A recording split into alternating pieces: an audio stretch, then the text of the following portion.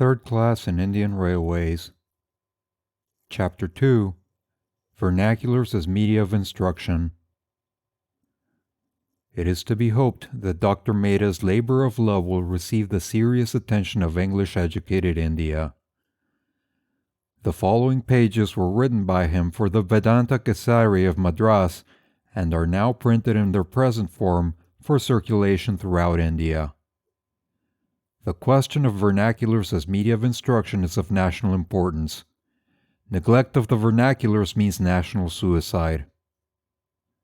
One hears many protagonists of the English language being continued as the medium of instruction, pointing to the fact that English-educated Indians are the sole custodians of public and patriotic work.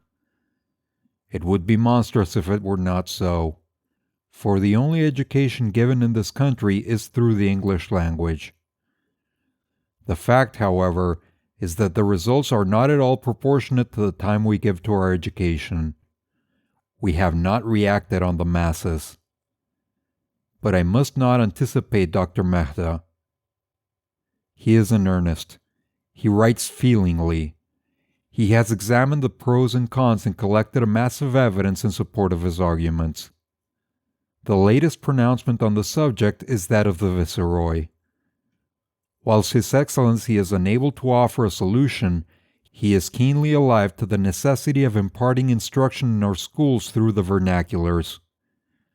The Jews of Middle and Eastern Europe, who are scattered in all parts of the world, finding it necessary to have a common tongue for mutual intercourse, have raised Yiddish to the status of a language, and have succeeded in translating into Yiddish the best books to be found in the world's literature. Even they could not satisfy the soul's yearning through the many foreign tongues of which they are masters. Nor did the learned few among them wish to tax the masses of the Jewish population with having to learn a foreign language before they could realize their dignity. So they have enriched what was at one time looked upon as a mere jargon, but what the Jewish children learned from their mothers, by taking special pains to translate into it the best thought of the world. This is a truly marvelous work. It has been done during the present generation, and Webster's dictionary defines it as a polyglot jargon used for intercommunication by Jews from different nations.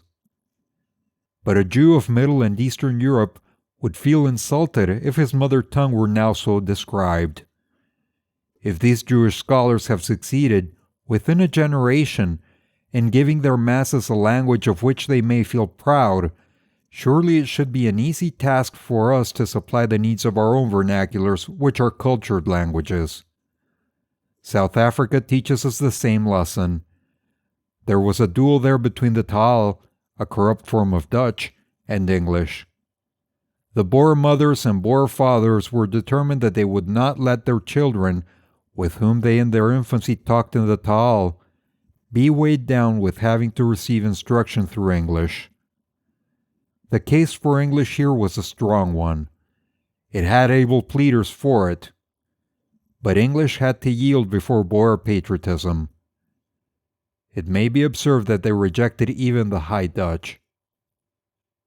The schoolmasters, therefore, who are accustomed to speak the published Dutch of Europe, are compelled to teach the easier Taal. And literature of an excellent character is at the present moment growing up in South Africa in the Taal, which was only a few years ago the common medium of speech between simple but brave rustics. If we have lost faith in our vernaculars, it is a sign of want of faith in ourselves.